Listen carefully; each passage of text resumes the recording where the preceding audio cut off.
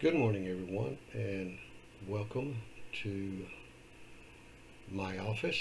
I am Prentice Wiley. I am an international wealth strategist, and I want to take a little time today to talk to you about something that I feel is an obligation. I also feel that it's a ministry, and I also feel that it's a patriotic duty because I am a conservative. I am a patriot of this great nation of the United States of America. Uh, I want to talk to you about our government. There's a lot of talk today about the deep state and the different uh, things that's going on in our government that isn't just quite right. In fact, there's a lot wrong with our government today. We have strayed from the path of the Constitution. We have injected radical liberal ideas that contradict our Christian, Judeo-Christian values, uh, the values that our country was founded upon. Uh, I truly believe our founding fathers would be extremely, extremely displeased if they could see uh, what has happened to the country that they left in our hands. Now, I want to address something that is kind of a unique perspective. You know, slavery was and is a very ugly thing. No human should be subservient to another human. We should be sovereign beings. We should have our own sovereignty. But through manipulation, I want to show you how our country has placed us into servitude to an elite few that are powerful and rich. But I'm also going to talk to you about a way to break those chains, break those bonds, and become sovereign again. Okay? So let's talk about currency, money. One of the best ways to control a society is through trade, their ability to survive, to buy and sell goods on a free and open market without the permission of an overlord.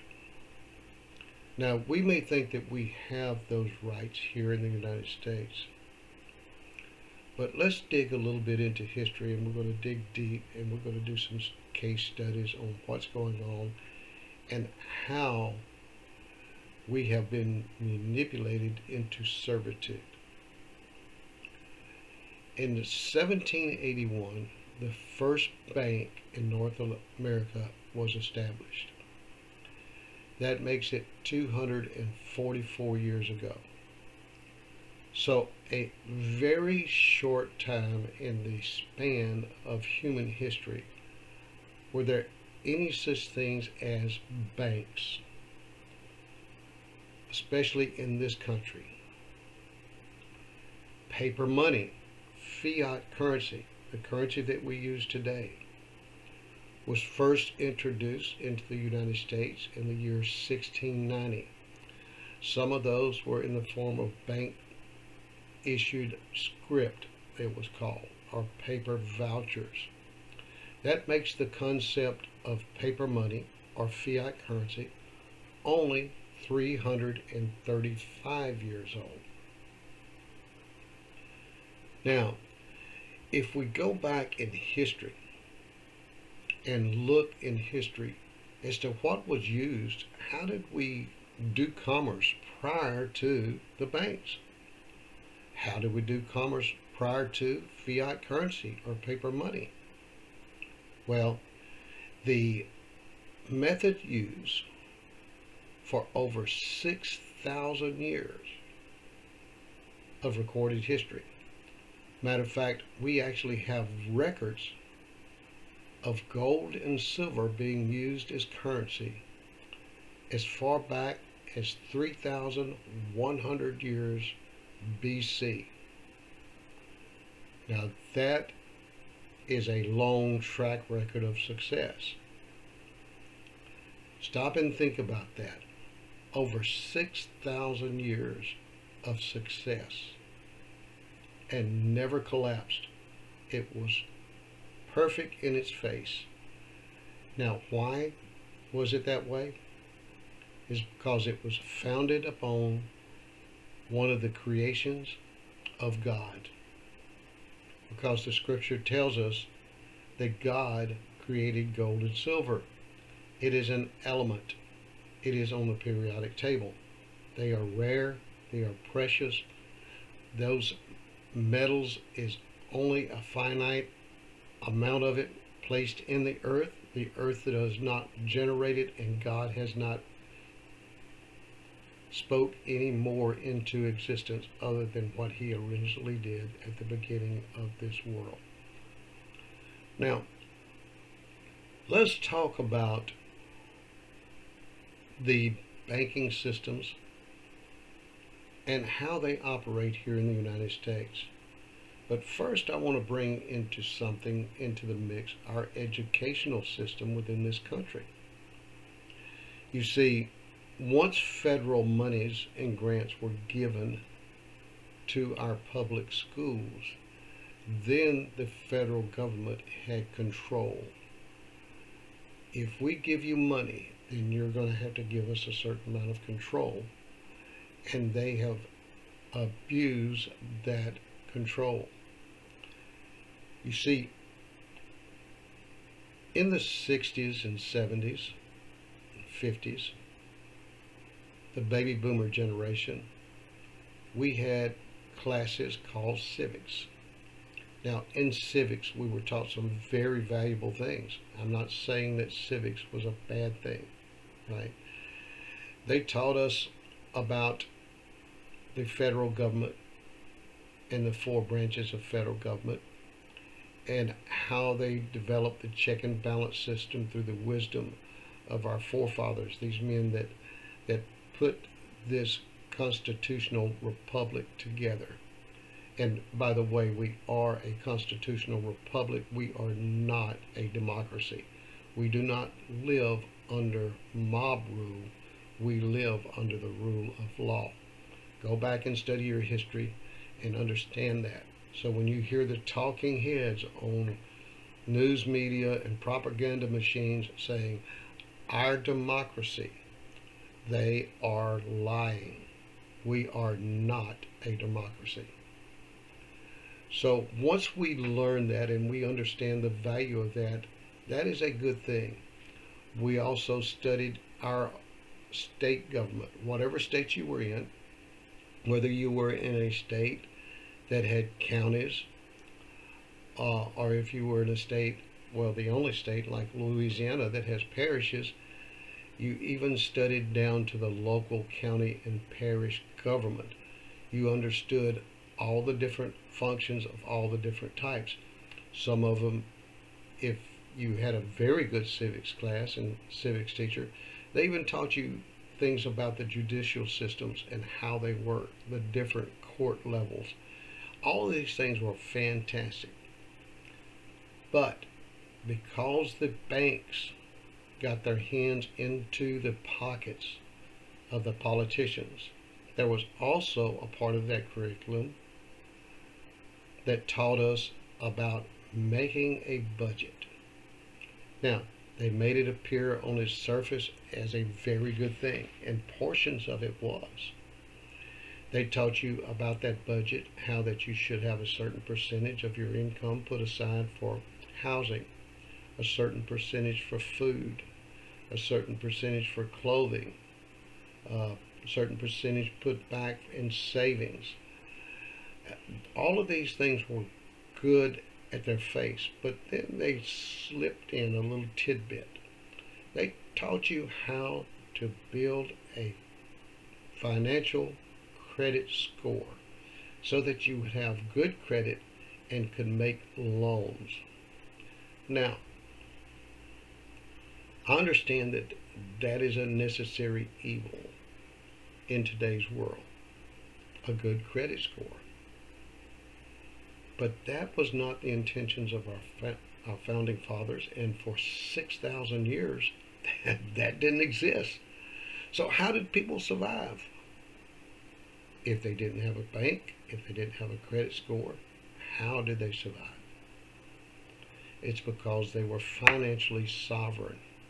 They used God's money, gold and silver.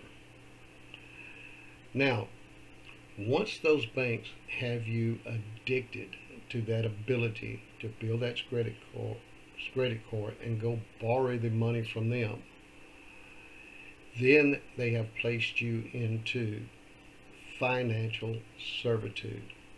You become subservient to the banking system. If you want to build a home, you've got to make a loan. If you want to buy an automobile, you've got to make a loan. If your medical bills are more than you can afford out of pocket, you make a loan. All of these things are at the beck and call of the bank so that they can take and make a profit off of your particular situation. But how would you like to be financially free of that servitude? How would you like to be financially sovereign? That's where I come in. I can teach you how to do that. See, I am a financially sovereign person at this point in my life. I'm 74 years old. Now, this is not something that I've known all of my life. This is something that I've learned to do in the last 5 to 6 years. But you have an advantage if you're not my age, if you're a person that's 50 years old or 30 years old or 45 years old. I can teach you how to become financially sovereign. The only purpose that you will need a bank for is to write a check for you. You will not be dependent upon that bank. I can teach you how to build a depository of gold and silver on a budget, no minimums, no maximums, get exactly the same rates whether you're buying $1 worth of it or if you're buying $100,000 worth of it. No one else in the world can teach you how to do that other than through the company that I work with, and I can teach you how to do this. Now, I can do this for you absolutely free. There are no charges for my services. I will give you a free 1-hour consultation so that I can break it down sentence by sentence, line by line, and show you and work with you until you fully understand how this can be done. All you need to do is go to godsmoney.info. Again, I'm going to give it to you. It's going to be www.gods, G-O-D-S, money, MONEY.info. There you will find my calendar. Book a free 1-hour consultation. I will call you. Be sure that you give me your email and phone number information. And in the notes section of that, I want you to write no bank. N-O-B-A-N-K. No bank. That way I will know you are getting a free consultation and there will be no charges for that full hour of service. I'm looking forward to talking to some of y'all. I know that I may have piqued some curiosity, and why not find out? There is no harm, there's no charge. If you don't like what I've got to tell you, that's all good. Go about your life, continue what you're doing.